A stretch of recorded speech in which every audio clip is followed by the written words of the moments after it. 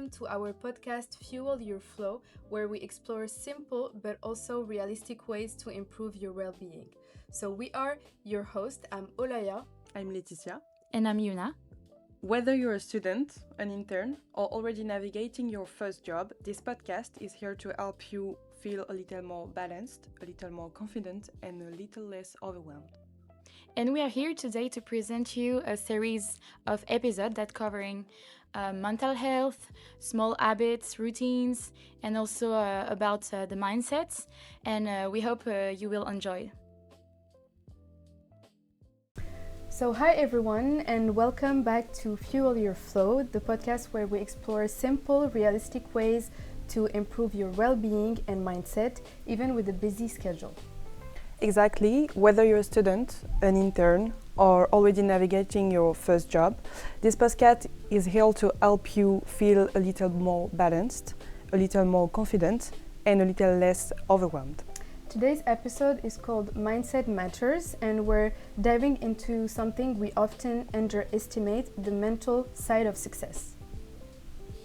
So, because let's be honest, it's not always about skills or knowledge. Sometimes what really makes the difference is how you think, how you react to pressure, and how you talk to yourself.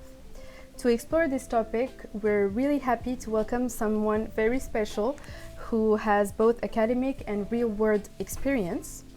Sarra, who is the director of the PMBD program at Schema and also a professor in project management.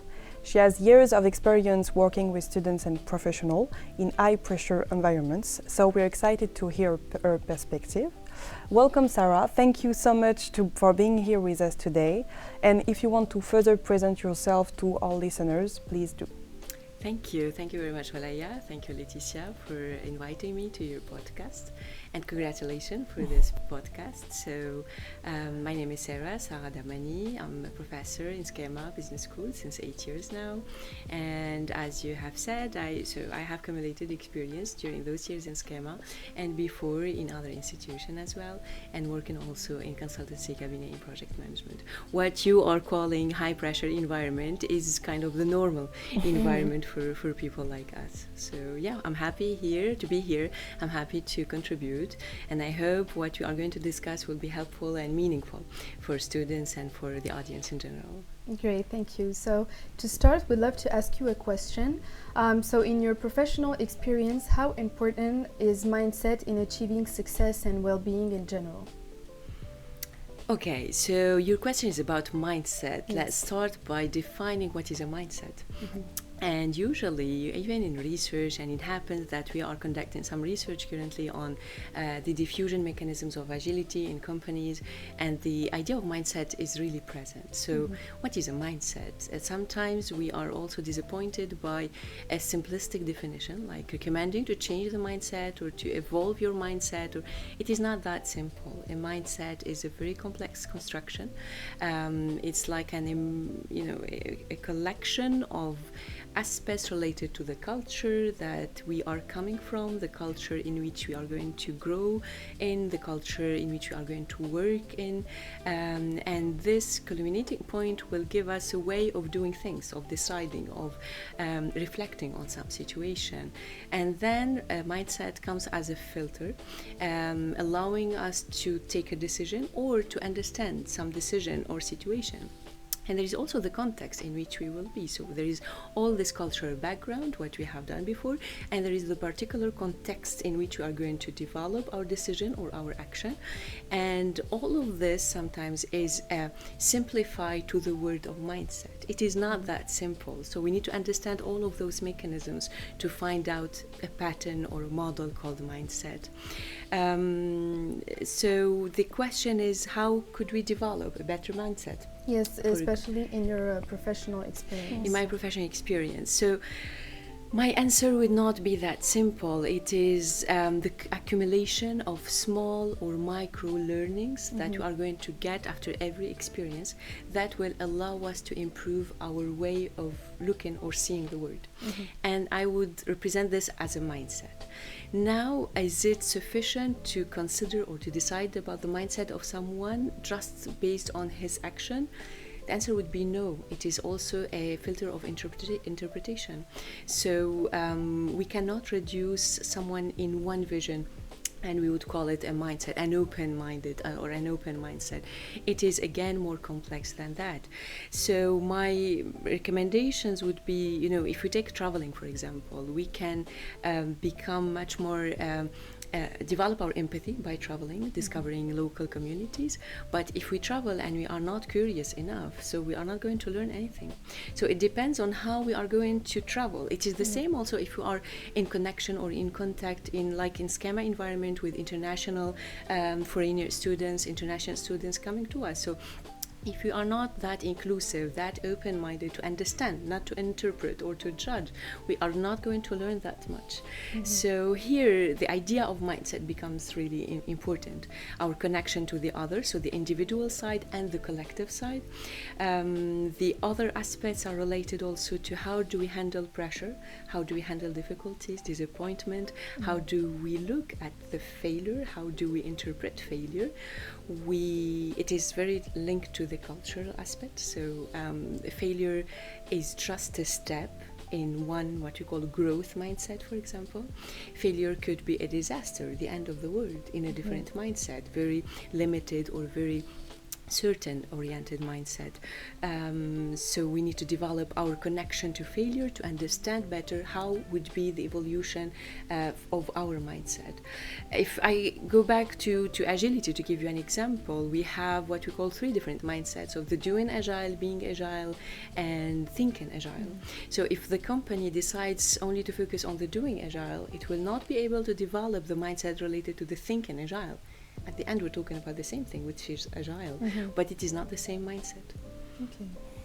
Okay, that's really interesting, because I think a lot of students focus only on the performance, which is not really related to the mindset, like grades, internships, but not so much on the mindset. So yeah, exactly. And sometimes like 2 people with the same skills can have completely different, as you said, outcomes just because of how they handle stress or failure in general.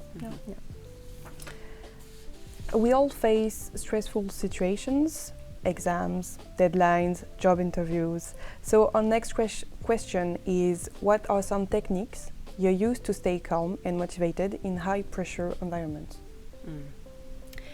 Okay, thank you for this question. And since you are asking this question, I just want to make a quick stop and think of the current geopolitical situation we are living, technological disruptions, sustainable disruptions as well, and tensions. And we need also to look at what other people are living at the same time. So yeah, it's normal, and I think it is completely legitimate for students to feel a bit anxious, a bit depressed because they were not accepted in the internship. They are, targeting, and okay, why? Normal. At the same time, there are people trying to get some learnings in refugee camps. There are people trying to get some learning, and people trying also to give some learning, professors, teachers, in those very extreme situations, being threatened by bombs, now currently at the same time. So we need also to develop awareness about, okay, my situation is maybe disastrous, but there is worse. So how these people are doing. And I'm particularly interested in those learning experiences and how to develop learning in extreme situation. I'm interested from a research perspective, but at the end of the story, we're talking about people trying to get degrees, trying to develop some skills. And we have also people from our program who have families threatened by some bombs now. So how to expect some students to be fully engaged, when they have to refresh their first Facebook account every 5 minutes to see if their cities, their families, their sometimes children as well are not, touched by the bombs or attacked. So it is important to take this into consideration. Are we able to change the world? Of course not. So we limit also our, action, our scope of control. But at least knowing that there are worse situations is helpful to understand better that we are not dealing with that much, complexities or difficulties. Now back to the classic situation, how to develop a resilience mindset. Again, resilience, it is based on the micro learning. So if we get rejected, we get refused from an internship, we have a bad grade, the first thing to do is it is not the end of the world, it is just a step. And also try to be very honest with ourselves. So what happened? What is the kind of learning I can develop? And I can tell you with certainty, and it is proved through research, is that failure is it's an amazing opportunity to learn. We learn much more from failure than from success. And yeah, the key actions or ideas are: how much are we going to learn from this? If we are going to be sad and that's it, so we will have this emotional engagement without necessarily developing a lot of learning. So we can be disappointed, okay, it happens. We can take 1 day, 2 days, and then try to be very pragmatic and address a summary of what happened. Those were my actions, those were my expectations, and those are the results I have found after this involvement. Sometimes the decision or the action will require more investment, for example, on the technical side. I need to develop more skills toward that or that aspect. Sometimes it is more about the communication. I've done very good. I don't have, that much thing to develop in terms of learning technical aspects, but I need to learn how to communicate better about my skills. Sometimes it is about the posture. So the people I had in front of me, they didn't like the way I have answered. And we have a lot of those feedbacks from companies, considering that some of the new generations are presenting some arrogant posture during the interviews. So I need to revise this. Sometimes, and I have to learn this with experience, you don't have to do anything. Sometimes it is a step back, less is more. You do something else, you do something with yourself, you develop your acceptance for yourself, and this naturally will show up when you are going to make interviews. Sometimes it is about doing something completely different from what should be done classically in the context of an interview or preparation for an exam. Going, watching a good movie with friends, going to a very good exhibition in Paris, reading a good book, listening to a good podcast, and then something happened, and people are very, cognitive systems are very complex. So sometimes you touch something in here and it acts on the whole system, and you don't know exactly how it went like that, but it happened. So, and knowing exactly what should be done takes time. So there comes experience, so our own experience, and also talking to people. And then comes the collective side of a mindset. Today, recommendations are very based on the individual perspective. So we recommend, personal development. It's like you with yourself, on yourself. It's good, nice. But you don't exist without this society, without these people. In the context, working context, professional context, or student context. So all these people are part of your ecosystem, your stakeholders. And if you don't create this connection with the people, you are not going to be able to change with doing all of this by yourself. So taking also into consideration the collective dimension as a mindset is really important. And then comes again the culture. Some culture are more facilitating the collective recognition or the collective representation. Some culture are more individualistic, and there is no final or best recipe. So the idea is about finding the right balance between what we do with ourselves and what we do with the others, how we get also interest, how we get benefits from our context. Yes, and maybe moving to the techniques. So basically you mentioned taking a step back, visualizing the situation as a whole, and also connecting with people. And I think that's something our audience can relate to, especially right now during exam periods, internship research, or even just dealing with the end of our studies. So it's really interesting. Yeah, and sometimes stress feel constant, like you don't really get a break. So. Yeah, and personally I've noticed also that even small things like taking a few minutes to breathe, or as you said, step back, can really change how I react in the situation. So and same for me, and it's not about removing stress completely. I think it's also about learning how to manage it. Absolutely, absolutely, and understand why. From what is the reason of being that stressed? Is it like a pressure that you have from, I don't know, the past, childhood, whatever, or is it really linked to the situation you are facing currently, or is it something about the anxiety also about what will happen in the future? And at a time, you need to understand the rules of the game. You only play with what you can control. Otherwise, you are going to create a factory that will not be handled by yourself. So, and it is a very good, a path to the depression or the, bad situation of burnouts and other stuff. So try, okay, this is what I want to do, this is how I see myself in the future. Now you need to develop also your ability to change a bit, to be flexible. Okay, this will be scenario number 1, scenario number 2, scenario number 3. And usually we observe that students are very focused on one scenario. I want to work in that company, I want to have a place in that company, or I want to have this great. It's not a big deal at the end. When we look at 1 year or 2, it's nothing actually. And we try.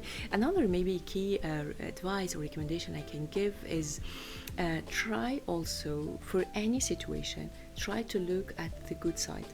We are getting something from the situation, even from a situation of war, a refugee. I'm a refugee in a camp. There is something positive in this. Always try to look at the positive aspect. What did we develop? Could be a connection, could be a learning about the company, could be you develop your ability to understand other people. You maybe, when we're talking about grades, or it is easy actually, you develop your learning, you know that you should do better, but for every situation there is a positive side, and we try our best to look at this positive side. And what you said about stepping back, taking a break is very important.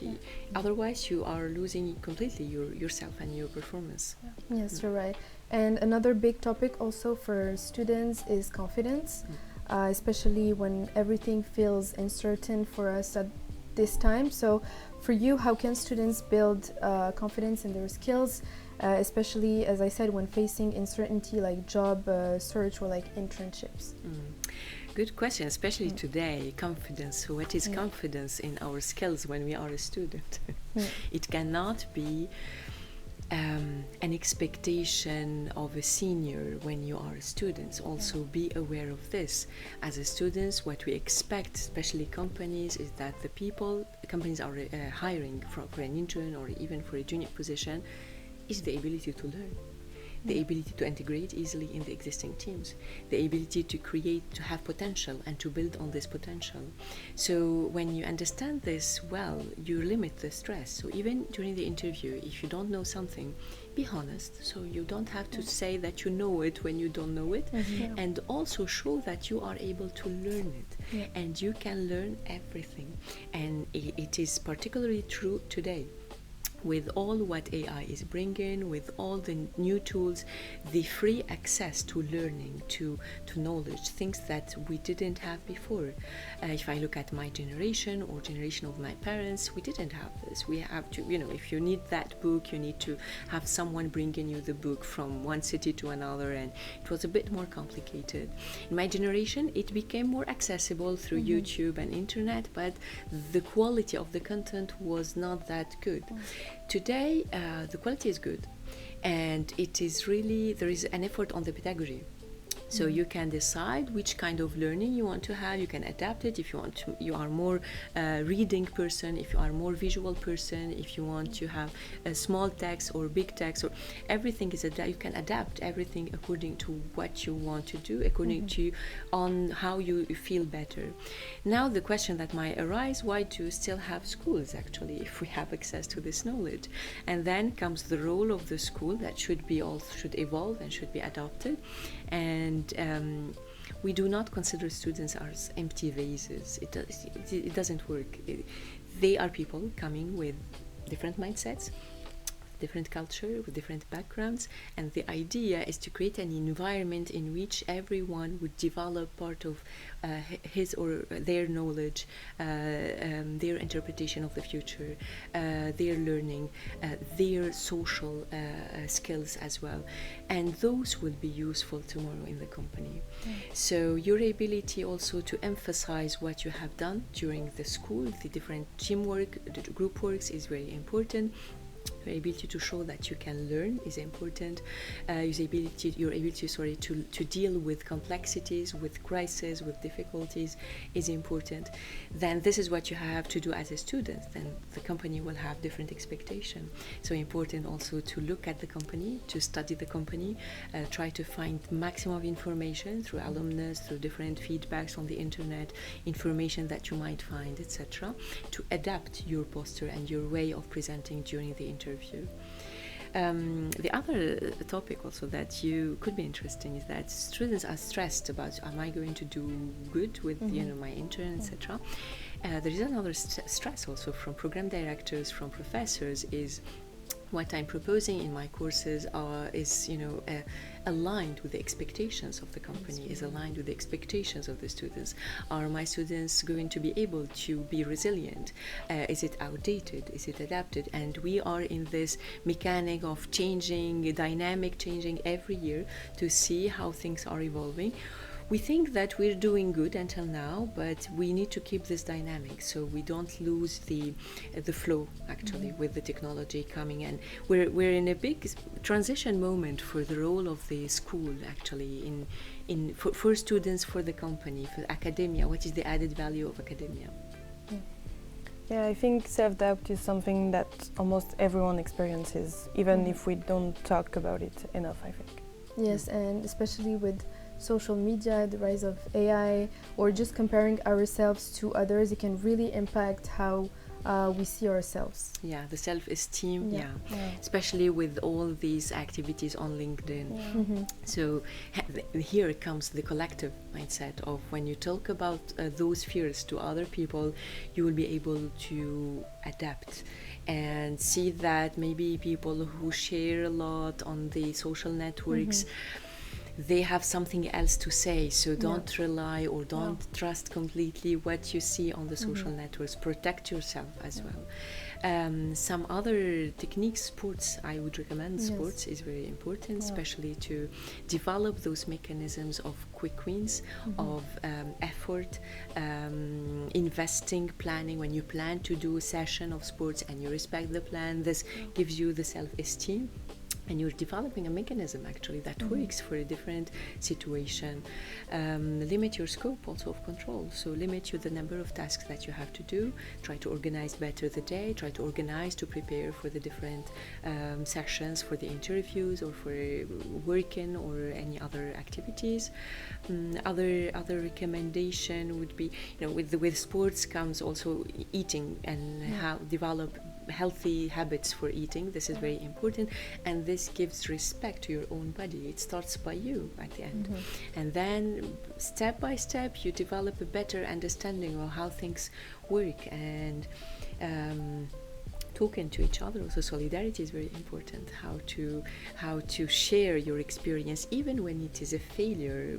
It's okay to talk about failure, and it's important also to listen to others talking about their failures and to learn from their experiences. So listening to some podcasts, reading from others' experiences is really helpful.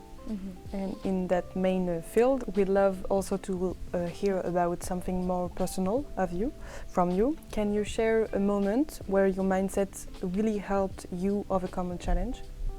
I've got a lot. So my life, like every life, is full of failures, especially when you are in a research job. So we have a lot of rejection until we get a paper published. So the first rejection is kind of shocking, and then you're sad, and then you develop, you talk about it, you're angry. This is my situation. I was angry first, why we were rejected, the comments were not very good. So, people, they did not understand our work. You discuss of it, and this really helped me personally. Discussing or sharing those feedbacks helped me understanding how people react to rejection. More senior researchers like this is part of the game. You should not take it personally. They don't know you, so network really matters. So if they don't know you, they will not accept your paper. But it's a blind review process. Sorry. But then the editor needs to know at least your institution, have seen you, met you in a conference, so you need to develop a bit more your network. And things then progress step by step. You develop also your ability to, when you do research, you have the idea could be very interesting, but then comes how you are going to write it. So the language you are using is also important. It's not classic, English, but there is a structure of how you are. So then I started looking at how I should adapt my writing to be accepted, and then things started to be more interesting. The terms you're using, the keywords you're using. So this is about research. Then on the personal side, there is always, as I said, the feeling of injustice at some moments when you are a bit more ambitious. People might consider this or interpret this that like you're not respecting the classic pattern. So you're trying to go fast, and the old generation took more time. So try to be more humble, and you need to deal with this. Not necessarily being liked by everyone. Also accept it. It's you cannot please everyone. So accept it and try to develop other mechanisms also to protect yourself. Losing also losses of children, of how to call it, miscarriage, losing parents. It happened to everyone. Now I had take my time to be sad. Then there are a lot of positive things as well. So the bad events happen for everyone, the good things as well. But when you focus on your strength and you recognize your strength, and everyone in here and everyone in our students very good potentials, actually try to build open those potential and try to be best version of yourself. I think it's very interesting, because just accepting the rejection or just accepting that it will not go as we wish, it's a kind of like maturity of our mindset, and it shows us that mindset finally is not just theory, it's something that we should really use in our real life. Yes, totally. It is the filter that will help us, will help you deal better with what will happen in your life. And also putting aside the ego. We have an ego, everyone has an ego, and ego is really important. But when you put your ego in a way that it will depend on others' perspective or others' interpretation, it will be disastrous for you. So when you have a rejection, it's like rejection from life.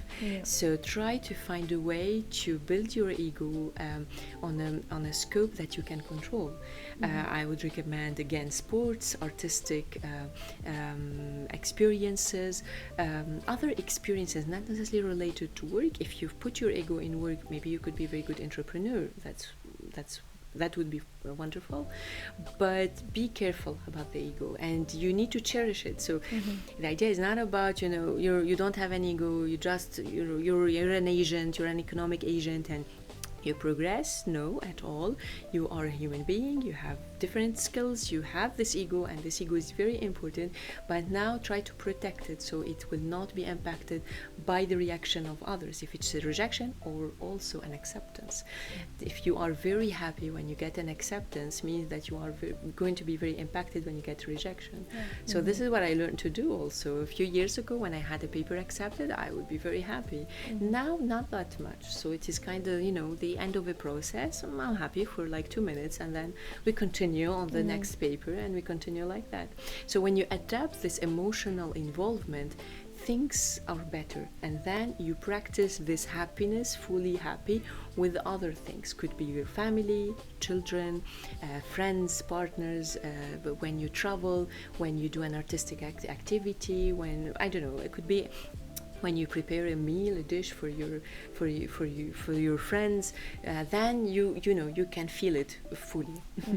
And also thank you for mentioning the topic of sports, because we're actually welcoming in another episode Arnaud Romer, who is a professional in this field, and he will talk a little bit deeper about how to stay active and to have like a healthy lifestyle in general. This is wonderful. Yeah.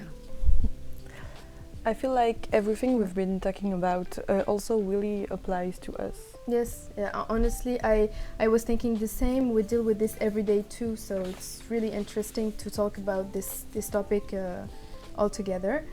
And for you, Olaya, what's one mindset shift that has really helped you during your studies or internships? I would say for me it was realizing that I don't need to have everything figured out now.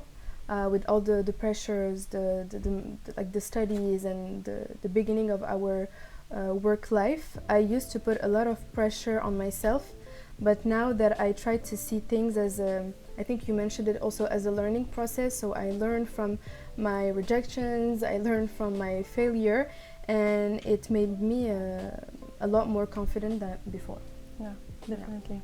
And I feel like another big thing we don't talk enough about is self-doubt. So, Laetitia, how do you usually deal with that? Like how, or even with comparison sometimes, how do you deal with that?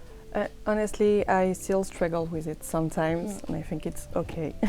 But I try to remind myself that everyone is on their own path, and instead of comparing myself with others, I try to focus on my own progress because everyone is different.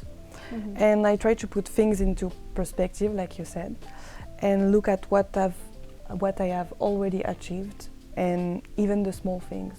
Yeah, I totally agree with you. And maybe last question for you, Sarah. You've talked about a lot. Thank you so much. Do you think there are specific expectations or pressures that can impact confidence and mindset, especially for women in professional environment? And how did you manage it from your own perspective? I think yes, 100%. So being a young woman, is not an easy task. So things are changing today, and it doesn't mean that it's a perfect situation or a perfect environment, but at least the situation or the statement is recognized. So there is a recognition of the situation. And I had a talk with my own mother, about this once. My mother, she's a working woman, she's a professor, now she's retired, and I was telling her, why didn't you, do more effort to get, equal rights between men and women? So we are struggling with, less position. And she told me at that time our fight was about getting women to work and accepting the idea of working, choosing their work, being more free. And then I have understood, just to answer the idea of mindset, then I have a shift of mindset in terms of there were not the same situation, it wasn't the same context, and they have done their best. So that generation did the best of bringing women to the work. That's why having a working woman today is normal. So now it is a different kind of fight. We have the work, now we need to have an equal situation or equal condition, equal salaries, equal recognition of the natural rights, also the right of having children or not, the right of having a partner or not, the right of being married or not. So it is the fight about freedom at the end of the story. The situation today, if we take the French context, is not perfect. I think that you have the statistics and you know the numbers. There are a lot of fights. Are they all equal? I don't think so. And when you discover also the inequalities, it is not only men vs women, it is also men vs men, women vs women. And being a woman doesn't mean that you are going to be helped by other women. Also, there is this division of lack of solidarity among some women, depending on the context again. But there are also very good examples. There are very good examples of solidarity, of helping each other, of being present when needed. Now, how to navigate in all these contexts? My recommendation is, try to not focus that much on the gender. When you are, developing your career, projecting yourself, you are a woman or man or something, any other gender. Okay, this is a reality and this is a choice. Now, focus on the practical things. Try to identify who would help you, because we in career and we present them to be very pragmatic, but at the end you have the chance, the factor of chance or luck, and we say that we create our chance or luck. Sometimes it's true, sometimes it's not, but it is about the context. So how to put yourself into a situation to be helped. So how do you get this recognition of the work? How do you get this decision that would help you to be in a better position? Try to find out those keys before focusing on the gender or bringing everything to the, the inequalities. Or it exists, we know it, we do our best to change things. And then you don't have to focus only on that. There are other criteria, other aspects, and when you are performant, when you are good, performant doesn't mean that you need to be a genius also, because we have observed this, like talk a lot about women when they are successful, when they are very smart, but when it is a man who is not competent enough, it is not shocking for to everyone to have this guy in this good position, very good position, but it is shocking when we have not that competent woman in that position. So when it is a woman, we start looking at the competencies, skills, etc. So we need to have this equality also for the non-competent people, not only the the very smart people or the very good people. So my recommendation is, it's a reality. Should we be angry about it? Maybe a bit, but not that much. Try to change things, and I think everyone can make a change, not necessarily by becoming very supportive to women vs men, but becoming more just, more equal, looking for equity. So if it's men, women or others, let's treat them the same way, and this is how we get to a better representation of the work, of the life of. And the particularity also for women is that there are some biological aspects related to her life, the age also, if she wants to have children or not. So this also impacts her career, and it shouldn't. A woman shouldn't be punished because she decides to have children. So we are trying also to bring new ways of doing from our position as professors, as researchers. We believe that this might contribute to change the world. But it will be also your job, next generation, to try your best, again, by being, looking for equity, not only justice. Yes, I totally agree with you. And even with the evolution of women's rights, we still feel some kind of pressure as women in the professional environment. So this is where our mindset plays a crucial role. So thank you so much for sharing all those thoughts. It was very insightful. Maybe before we end this episode, we'd like to guide you through a short 1-minute breathing exercise with Laetitia. Okay, so wherever you are, sitting, walking, or even commuting, just take a moment for yourself. So whenever you're ready, you can close your eyes if you can. You can take a deep breath in through your nose for 4 seconds. Pause. And slowly breathe out from your mouth for 6 seconds.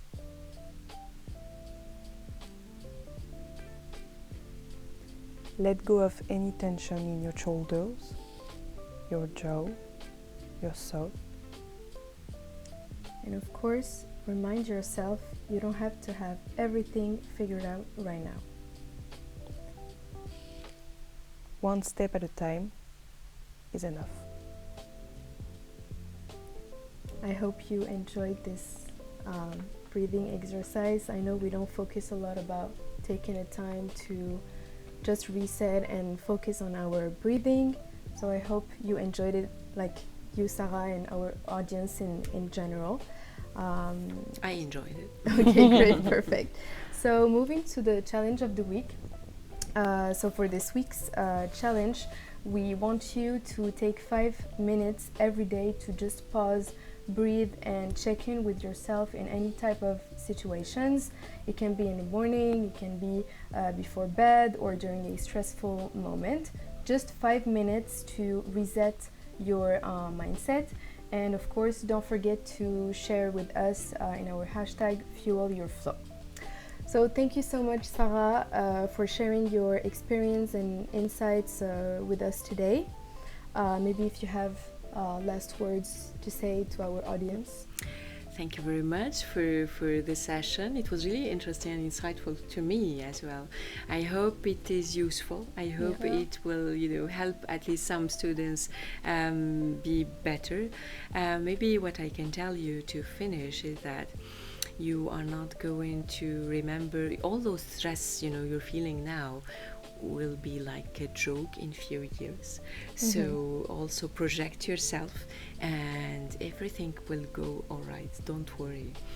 If it's about the internship, you keep applying until you will have the acceptance, and it will come, maybe in few weeks, maybe in few months, but at the end you will find your internship.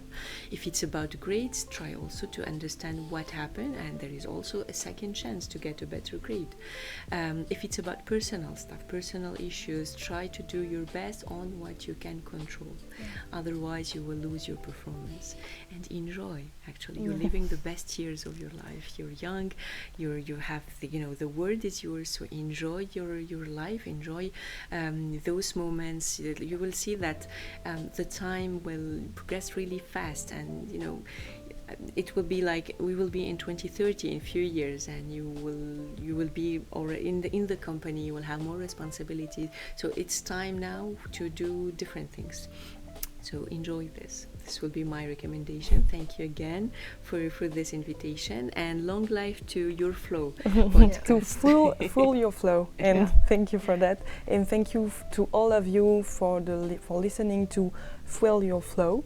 And of course, if you enjoyed this episode, don't forget to share it with a friend, a colleague, or maybe a family member that will need it. And we'll see you very soon with the very next episode. Bye everyone.